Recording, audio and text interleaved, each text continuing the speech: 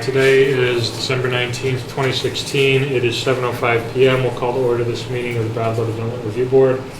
I am going to go through the opening remarks faster than usual because it seems to me that people in attendance here have probably heard them once or twice. At the DRB, we hear applications for land development in the town of Brattleboro and appeals of zoning administrative decisions. The Development Review Board operates on the record, which means we take a clear record of testimony from the applicant and any interested parties and issue a written decision with our findings. Applicants and members of the public should be aware that as we are on the record, this is your opportunity and perhaps your only opportunity to comment on and provide evidence relating to an application. If you appeal our decision to the Environmental Court, the court will not take additional testimony at its hearing. It will look at the evidence from our hearings, the regulations or applicable law, and determine if the evidence supports our findings. Only interested persons that participate in this proceeding may appeal a decision made by the board, so I strongly encourage all of you to speak up at this hearing. Since we're on the record, I'm going to put you all under oath, so if you think you might possibly speak, if you could raise your right hand. Do you hereby swear or affirm that the testimony you're about to give in the cause under consideration will be the truth, the whole truth, and nothing but the truth under the pains and penalties of perjury? I do. Okay, thank you. Applicants require a majority vote of the full board to succeed. That's 4 votes out of 7. Because we have a board of 6 tonight, if it seems that you will need one additional vote that we don't have here, we'll entertain a motion to continue. Or if you just don't want to go forward, seeing 6 people, tell us now, and we'll entertain a motion to continue and try to get a full board. After taking testimony, this board will close the public hearing and may vote on your application. The board will issue a written decision within 45 days of the close of the hearing. While we may vote on an application, it is the written decision that controls the timeline for an appeal. It should be noted that the town of Brattleboro is a party with an interest in land development applications. The town does not have a special status before this board. Documents provided to the board by the town planning department, town attorney, and any other town departments will be considered in exactly the same way as information from the applicant and any other interested parties. Mr. Bannon, has our meeting been properly warned? Yes, it has. Can I have a motion to approve the minutes from our last meeting on October 17th, 2016? Second? Second. Any further discussion? All those in favor? Aye. Any opposed? Motion passes 6-0. Conflicts of interest and ex parte communications. I have represented the applicant in the past. I'm not currently acting as counsel for them and do not view that as a conflict of interest. Anybody else? Okay. So, Mr. Whittle, I suppose you're technically still an alternate, even though I can't remember the last time you were an alternate. But we'll appoint you to hear all the applications that are pending for review tonight. The first application is application 2016-189, Commonwealth Dairy. Mr. Miskovich or whomever's going to speak, if you might all come up. You guys want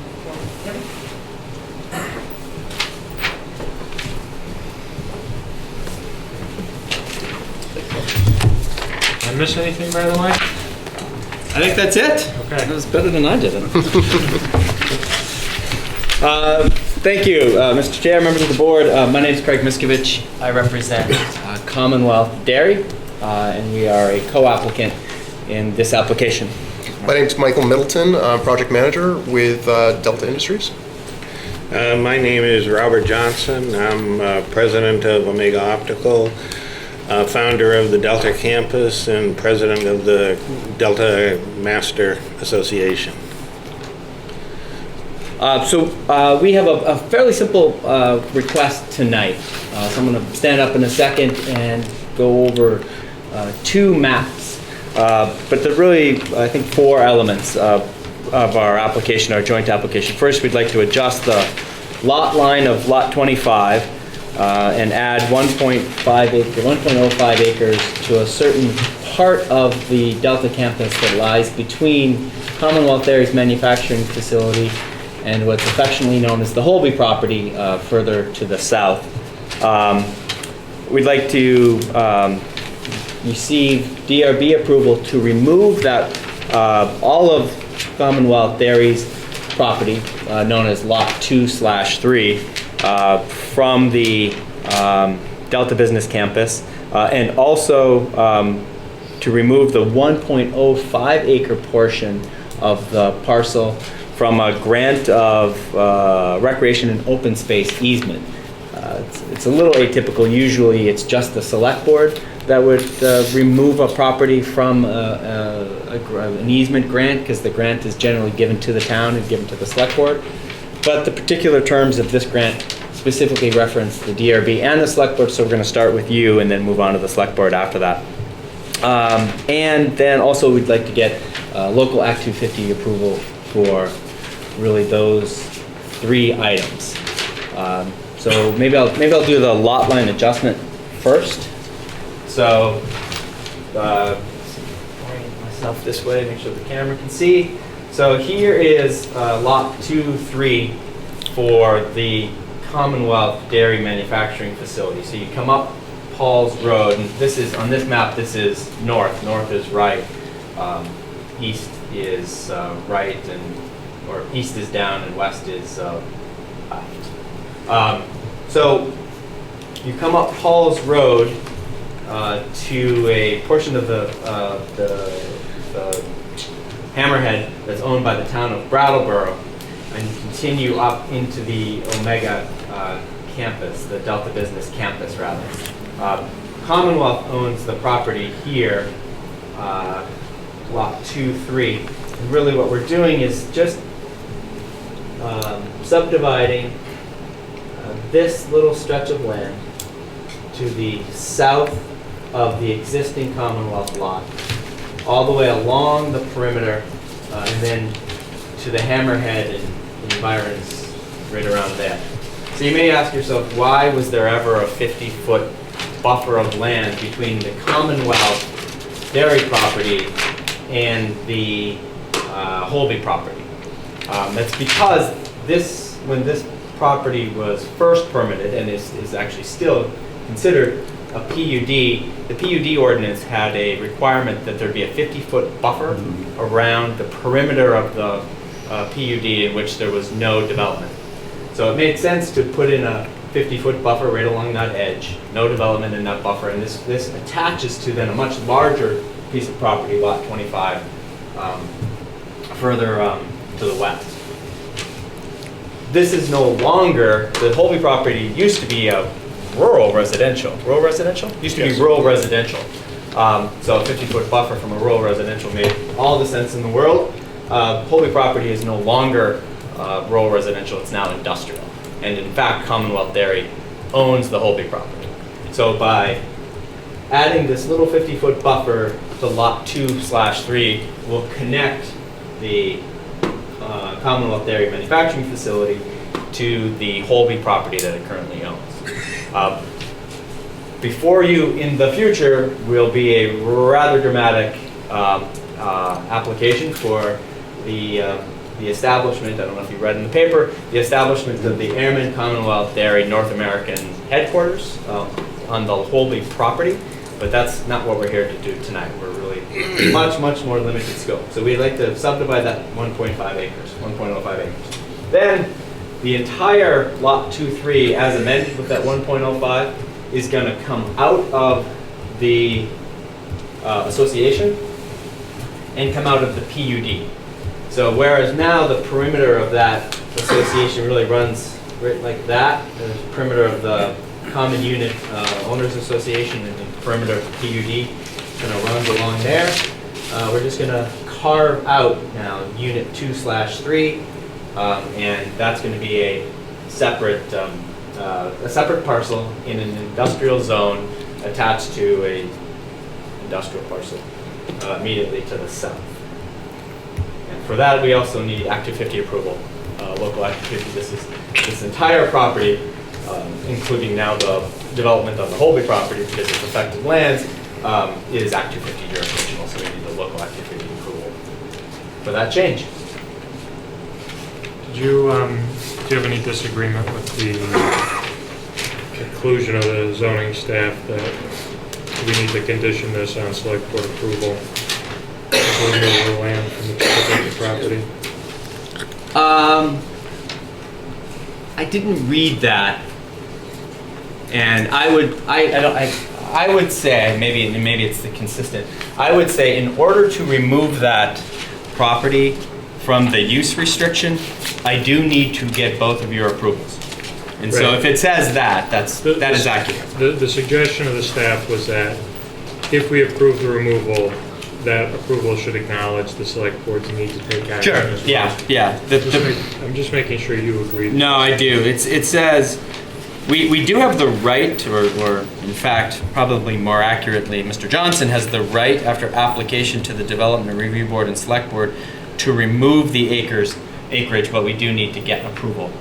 But they, at the time of the grant, the Delta Industries reserved the right to remove 25 acres, and we're only removing 1.05. You wouldn't happen to be here to speak about the Delta application, would you? Possibly, right. What's that? Oh, are you going to speak? I think they're going to swear you in if Swear you're going to you in, speak. right. Because we're on the record, if anybody's going to speak, I swear them in. You don't That's have to fine. identify I'm yourself. You don't have to speak. I just have to put you under oath. Is that all right? That's fine. Raise your right hand. Do you hereby swear or affirm that the testimony you're about to give in the cause under consideration will be the truth, the whole truth, and nothing but the truth under pains and penalties of perjury? I do. Okay. Sorry, I just try not to forget, because if we accidentally let somebody testify who's not sworn, it would create problems for all.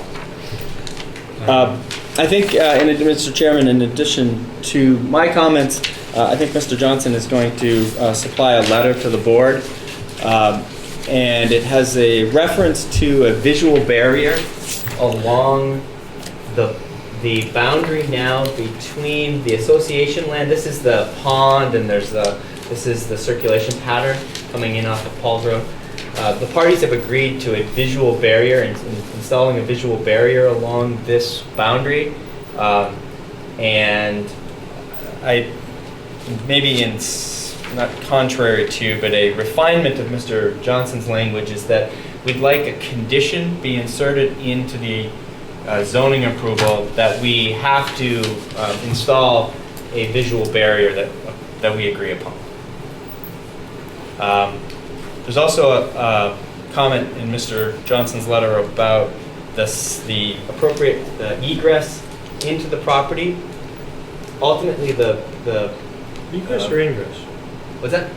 Egress or ingress? Egress, both. Both. Oh, okay. Okay. The egress and ingress into the property. Right now, folks come up Paul's Road, which is the town road, over that little hammerhead, which is owned by owned in fee by the town, and then up and around the double helix. Double helix. Up and around the double helix, and they bang a left and go in. As part of our next application, that will be changing, and the access, ingress and egress will come up Paul's Road and then hang a left right over the hammerhead into then the combined properties. So there is a comment in Mr. Johnson's letter about safe entrance and egress stipulations. I'd recommend we kick that can down the road a bit until the next application comes in early 2017, when we've designed that access off of the hammerhead.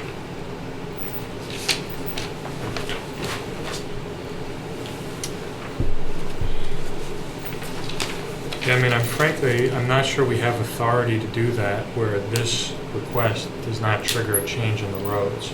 Right. I'm just trying to give you and maybe Mr. Johnson comfort that you're going to address the safety issues regarding the egress Right. at the time of the next application when we change the egress. Yeah, we'll be required to at that Right. time.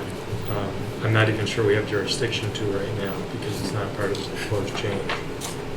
I realize that's the case, but it's a traffic situation that potentially could be dangerous because it's a steep hill and a corner, a curve in the road.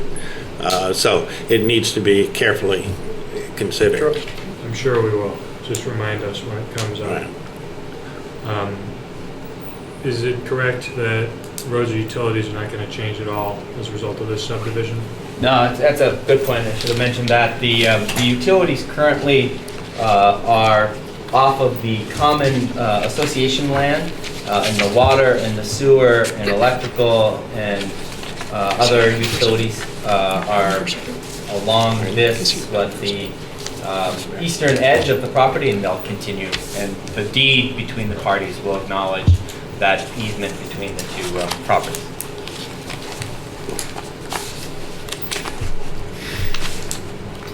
That's all the questions I have. Does anybody else on the board have any inquiry for the applicant? Does anybody else at this table, you're almost equal in number to us, do you have anything that you want to put on the record? Should there be a date? I generally have more questions, but this seems pretty elementary. Visual plan. Pardon? Should there be a date attached to the visual plan? No, it's going to have to. All right. I think I would like to just submit this record, this letter into the record, but Craig has expressed the points that that I raise.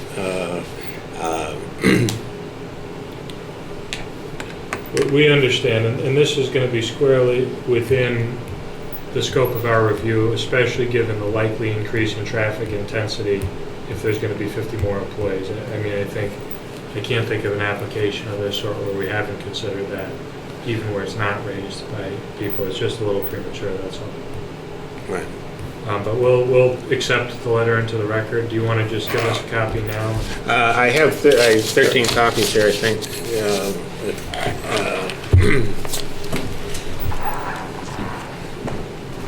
Somebody tell you we've been drinking before the meeting? Or you got one for each?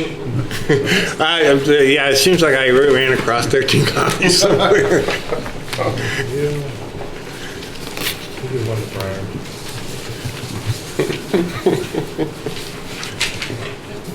Wasn't there somewhat of an issue at one time with the Commonwealth dairy trucks having to pull up and back into the property? Am I thinking of something else? Or? Yeah, it's a pretty tight space. I think Commonwealth, to maybe our great surprise and delight, is more successful than they had anticipated at this stage in their life cycle, and the parking can get pretty tight. I think part of the next application will be to, again, change the ingress and egress so that it's not such a sharp turn into the Commonwealth space, and then add significant additional parking down in the Holby property to kind of relieve some of the parking pressure from the campus. Yeah, so it's nice to see that coming. Yeah. Any further questions?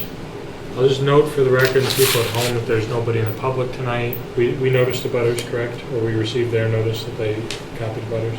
Yes. Yep. So I suppose I'll take a motion for approval of application 2016-189, including approval specifically of removal of 1.05 acres from the land subject to the recreation and open space easement, and noting that the select board is actually the body with authority to effect that transfer, but simply that we approve of it, and providing for visual screening devices by agreement of the parties as discussed in the letter of Mr. Johnson submitted, and referencing where parcel IN abuts RN, RR, and IT, and incorporating the findings in our draft decision as to the lack of impact on renewable energy,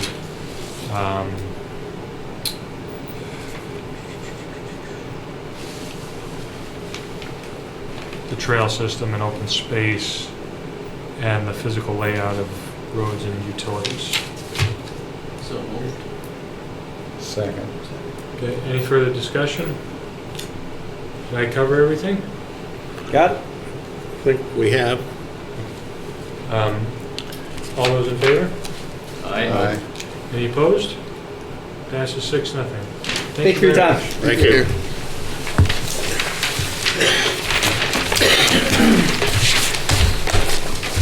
Okay, we have a couple of matters to discuss, even though we lack applicants. Brian, do you want to talk about Circus? So tonight you should have your application. Yes, so when you first reviewed the Circus Arts building, it did not meet the required building standards, which called for the facade to be broken up into modules. The facade facing Main Street, in this case Putney Road. The applicants have revised their facade design. I've submitted that design to you. The way the decision was written, I can administratively approve that, but you folks can offer comments on if you think it in fact meets those standards. Has everybody received the drawing that Brian's talking about? You can look at my copy if you want. I had a chance. Yeah, that would be good. Why don't you get back to the screen there? So the skin will be steel, and what they're proposing is to use different types of texture to break up the facade.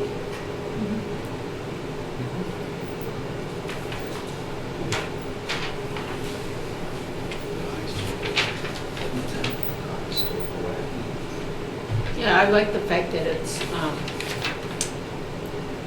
the different panels are kind of offset, which makes it look like they're layers instead of just a straight. The code calls for things like pilasters and bays, but this seemed really much more appropriate for the contemporary design of the building. It seemed to really harmonize with that. Does anybody here find this design offensive, or would they like to urge Mr. Bannon not to accept it for any reason? I don't particularly like it. It's that offensive. Well, I mean, There's not much they can this do is why- with the building. yeah. This is why Brian's raising it. If we don't think it's appropriate, we should speak now.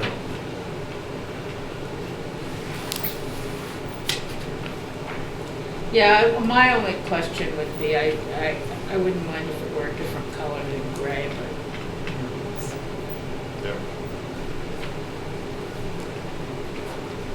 I think it would make it look less industrial for work. Right. Yeah, I think the choices they have are really limited. They come in gray and beige and light blue and white.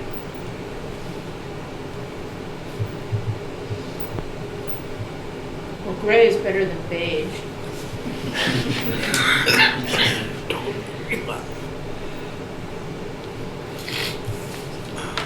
So is this a grudging acceptance and view of the board that we should tell Brian to give the okay? Are people, That's a good deal. Yeah. I'm good with yeah? Okay. Yeah. Well, I don't think we need to take a formal motion, but since we're on the record, I suggest we move to, can't really say we authorize you.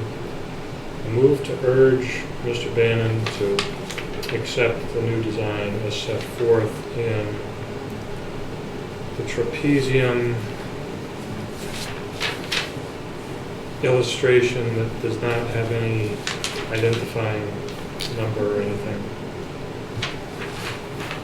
produced by Turner Brooks Architects. it. So moved. Second. Any further discussion? Mr. Member of the Public, did you want to comment on the modern industrial design of the trapezium? No, not within my wheelhouse. Okay. So all those in favor? Aye. Any opposed? Okay, you have our direction, Brian. And the second item was a common or a joint meeting with the Planning Commission on January 9th at 6. And Sue Fillion. That's a Wednesday, right? Or is Tuesday? Monday. It is a Monday, okay. Yeah, pardon me. Sue did a list of issues they're considering now, and she also asked if the board gives some thought to anything they found that they feel is flawed or should be re-examined, and bring that to the meeting as well. Did Sue and Rod create this? Is this what we've done? I Did believe you it's- create it? I'm just curious where it came from. Sue. Sue did? Okay. Yep. I wish we had more qualitative standards to review signs. I know it's difficult, but They do have form-based codes for signage. yeah. Would be a pretty major modification of the code. Well, I'm not sure they'd like it or accept it, but I'd like to at least raise the issue when we're there. I feel like our analysis of signs rarely produces good outcomes and ends up with frustrated applicants who have, decreased ability to compete with grandfathered in ugly signs, and it's like there's no incentive to spend money to make something nice, or very little incentive if you're in certain zones. It's one thing if you're in, what do you call my zone? The former office, residential office? Not sure which, I think Well, you're if you're in a mixed- zone with like a 16 square foot limit, I think that's pretty fair, and there's usually parity. But up on Putney Road, it's like the oldest, lousiest signs. They're never going to come down because they're grandfathered in, and they have a huge interest in maintaining them. Yeah, they'll be here forever. Yeah, no new signs. The people building the new signs, because they have such a size restriction, it's like they have to make them as loud as possible in order to fight for the visual stimulus. What is everybody else saying? Hey, Mr. Former Chair, if you've got pet issues, you may as well mention them.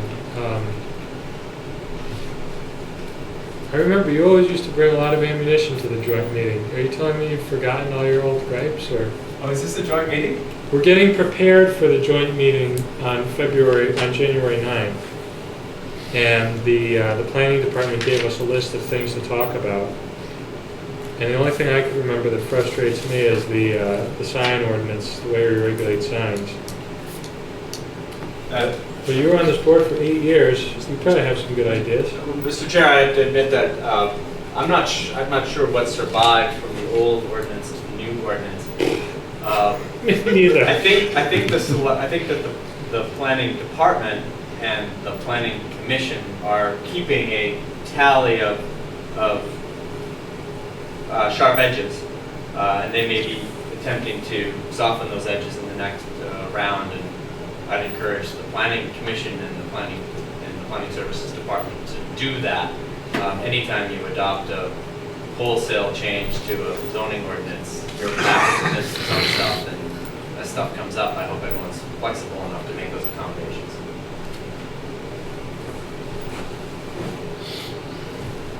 What's the Supreme Court decision, number 18, that Sue mentioned? They overturned regulations that treat signs differently based on content, and the implications of that decision at this point are unclear. Is this U.S. Supreme Court? Yes. Yes. It was a unanimous decision, but I think they wrote 7 different opinions. Plurality decision. I've We've been noticed. doing that a lot. I've seen a lot of sign regulations even before, in the past years regulating like political signage that I doubt would have passed muster if challenged. Like Wilmington's, I think.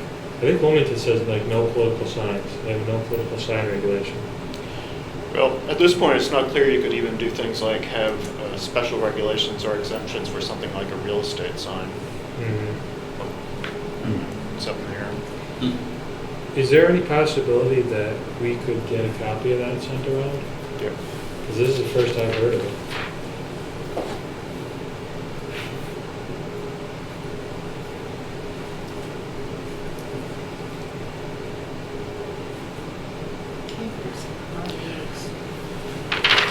There's also been a recent release of a rulemaking and guidance document produced on fair housing and Americans with disability. It includes sections on how land use review can and can't treat housing for populations that might have disabilities or fair housing issues. I'll circulate that as well. That'd be good. Sometimes I kind of wish that you had a bigger stick for enforcement of properties that are just clearly like out of control, but in ways that comport with the zoning ordinances. And it's a pet issue for me because I live in a neighborhood where there are a couple properties that are really falling apart. Again, not necessarily in ways that don't comport with the zoning bylaw. And whenever I raised this when I was on the planning commission, they always told me, essentially, there's no good way to do it. And I seem to recall the town of Springfield tried a couple of years ago. Have they had any success with that? I believe Rockingham or Bellows Falls has had some success, but they, instead of doing it through land use, they did it through a town ordinance on decrepit properties. I see. Well, Vernon just passed that ordinance about junk in the yard. You can't have more than 2 vehicles that aren't running parked in your yard. Yeah, we have pretty tight storage and junk standards already. I'm sorry, Brian, I missed that. We have pretty tight storage standards in the code already, but So how many junk cars can we have? I live on Belmont Avenue. oh, What's on Belmont Ave? there's just a, I don't remember. I know right where it is. yeah, some of the issues we have with that are people who have hoarding conditions, and it's quite difficult for them to conform to the right. code. Right. Sorry.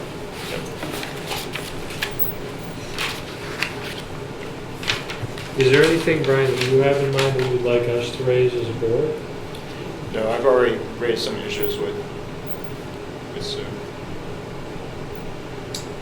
I seem to recall we had a couple of issues where we were frustrated with the ordinance, but I can't dig it out of my memory just sitting here now. Does anybody else remember? You folks took issue with the height requirement in the service center zone. Oh, yeah. But, Great. Yeah, come on. Mr. Chairman, your comment reminded me that I did not understand and still don't understand why the Planning Services Department and the Planning Commission do not give the Development Review Board the full authority to conduct dimensional waivers that are granted by 24 BSA. It doesn't make sense to me. So there has been a decision by the Planning Services Department, the Planning Commission, and the Select Board to give this board less flexibility than you're permitted under state statute. And I haven't heard a compelling reason why that is so. So I'm going to, at the risk of my own embarrassment, admit that I don't quite remember. The issue came up What- with O'Reilly's, right? Yeah. Is that what it Yeah, was? that's right. Where Yeah. their The roof friendly wasn't- building. Yeah, and we wanted, they had to put something on top or something. Is this the situation where the town ordinance requires a variance? The I'm sorry. Up until about 2000, I'm going to say 8 or so, the Development Review Board had a rather blunt instrument to deal with things that just didn't quite fit the zoning ordinance with respect to dimensions, but made a heck of a lot of sense, and that was the use of variances. And as everybody knows, the laws of variances are really easy. If someone appeals a variance, you lose. So the legislature at around that time, doing the substantial rewrite of 24 BSA Chapter 120, I can't remember, 150, whatever it is, the enabling statute permitted jurisdictions, municipalities to grant to their development review boards or zoning boards of adjustment, I imagine, the ability to adjust the dimensional waiver, or to grant a dimensional waiver that didn't have to meet the very high burden of a variance. And the new zoning ordinance curtails that ability of the select board in a way that's less robust than is permitted under the enabling statute. You're talking about the flood hazard area limitation? Now I'm starting in any district. I thought we were empowered to make waivers. They are more limited than are required under the statute. Can you illustrate the difference for me? No. And I apologize. I don't have it with me, but No, it's all right. but they're under the statute. You could, and we have in fact limited the dimensional waivers to say 0 feet, where it made sense. So we would allow some construction rate to the property. That's the type of waiver, dimensional waiver, that was permitted under the statute. Continues to be permitted under the statute, but is no longer permitted under our ordinance. The ordinance specifically has a figure in it that says exactly which variations from the dimensional standards can actually be approved. So, and it's based on use, it's based on side or front yard setbacks, but it's narrowly prescribed. So I'm not sure that it's come up before the board that there's been a request for a variance or a dimensional waiver that exceeds the board's authorization under the ordinance. I see. So we have this maximum waiver table. Yeah. This brings, okay. And in fact, there was an issue when somebody asked for a variance on Olson Road Mm-hmm. to put a garage closer than 40 feet to the property line. Right. Oh, that's right. Right. And variances, as I'm sure you all know, are extraordinarily high barrier bar to clear in order to get a variance under the ordinance. And dimensional waivers were meant to address that. Right. Right. Brian, what do you think about that?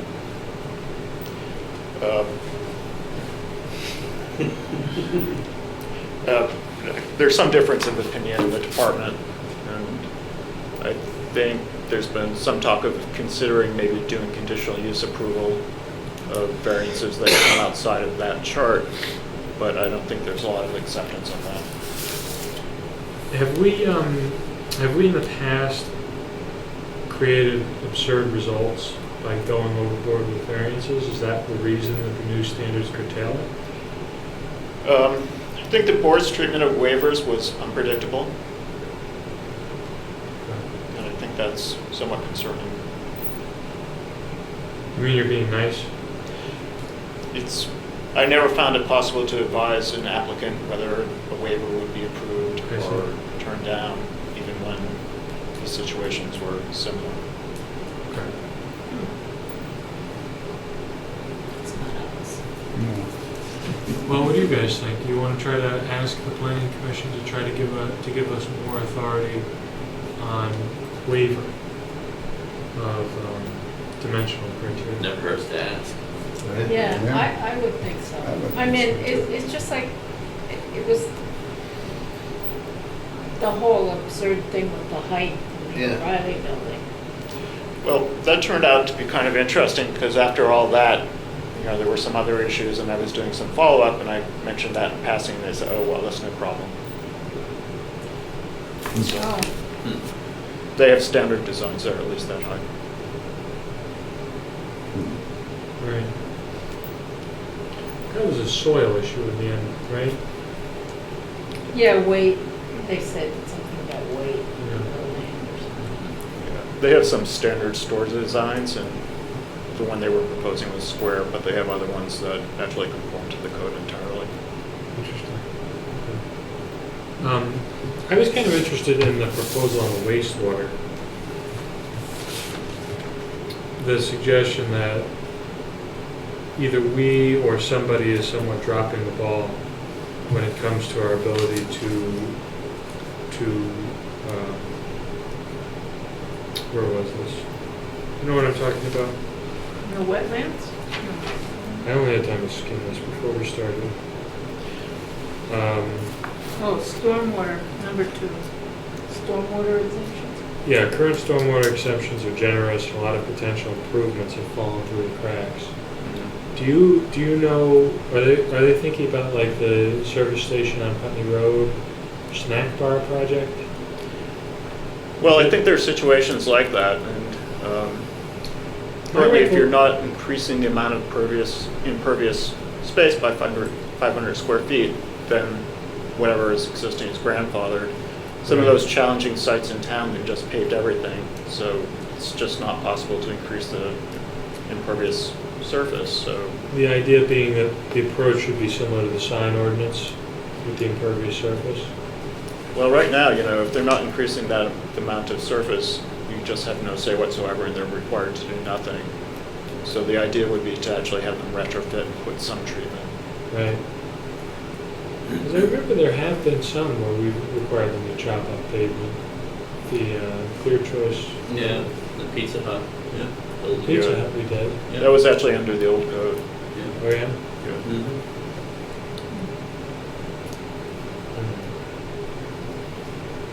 And we should probably go through this and ask questions of Brian if we don't understand it.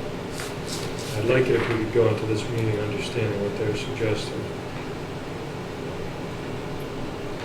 What are they thinking about with the regulating of campers, RVs? What's the thought there? It's, from time to time, we get complaints about people using them as dwelling units.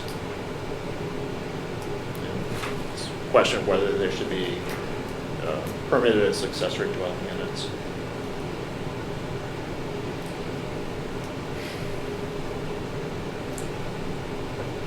What is the suggestion, I can't remember if rooming houses are permitted now as a conditional use, or is the suggestion they should be permitted as a conditional use in residential neighborhood? They should be. They're not allowed use currently, but specialized types of residences like barracks or nursing homes Right. are actually allowed. So it's just seems like an oversight.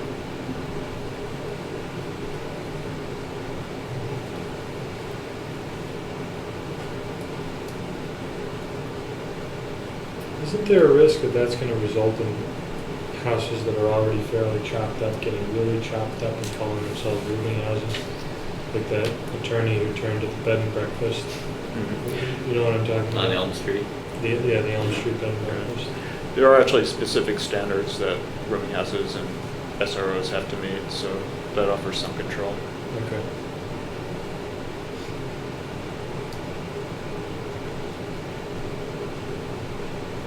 What is the MU district, Brian? It's the mixed-use district. It's places like Bird Street. Right.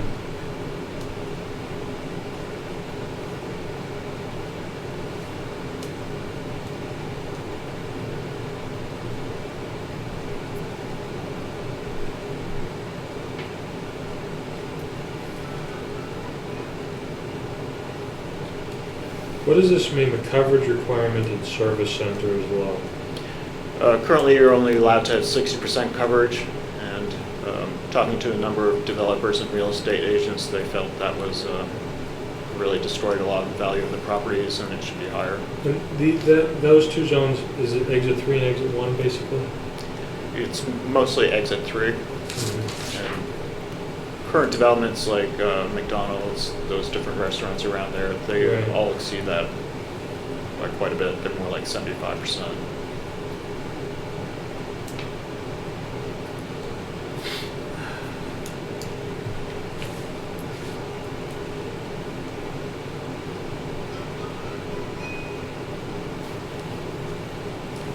What is this single room occupancy units governed by FAR? Yeah, a lot of residential types are regulated by dwelling units per acre, but other things are done by floor area ratio, so that would be SROs. And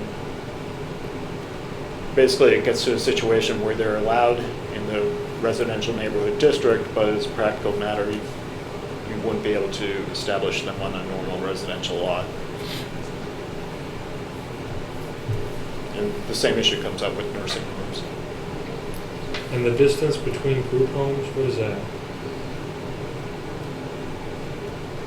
Well, It says need to review the required 1,000 distance, I assume that's 1,000 feet? oh, yes. Currently group homes are treated as a single family residence. but there is a restriction that they can't be closer to 1,000 feet from each other. And, the intention is to make sure that they're integrated into the neighborhoods, but that federal guidance says that that type of distance restriction could be a violation of the ADA. Isn't there a call right there with the Ellis Falls, Rockingham? Isn't there there's an issue there where it was challenged? And, Exactly. yeah. Yeah. Interesting. Okay, well, I've asked all the questions I had. Do other people have things they want to say? Questions? On 13, the large commercial parking lots, is that like a Price Chopper and Hannaford's? That was the feeling. Some of those parking lots, they're going to be there pretty much on a permanent basis. So it was felt that when those larger lots were improved, they should be brought closer into conformance. Currently, we don't have any way to, well, currently they're not covered as land development, so it would just be considered maintenance. So something like that. So the idea is to change that so that they...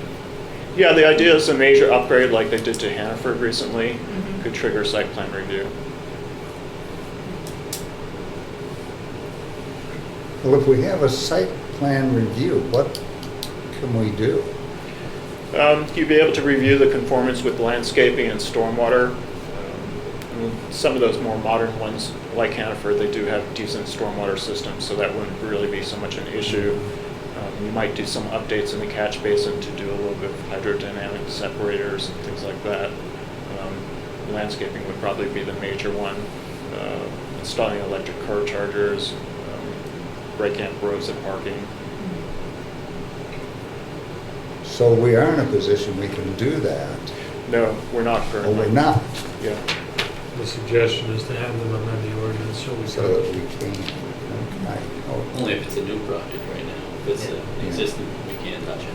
Right. And the idea would be to exclude smaller properties, but have some threshold. Number of parking spaces. Exactly. Anybody got anything else? No. Brian? Any administrative matters? That's it. Motion Any to adjourn? workshops for us? Yeah, what happened to our training Oh, in Odyssey? We found a training? I'll find one. We'll find one? Yeah, I'm actually caught up with my work, so yeah. Cool. Do that. Okay, great. Motion to adjourn? Second. Any discussion? Hearing none, all those in favor? Aye. Any opposed?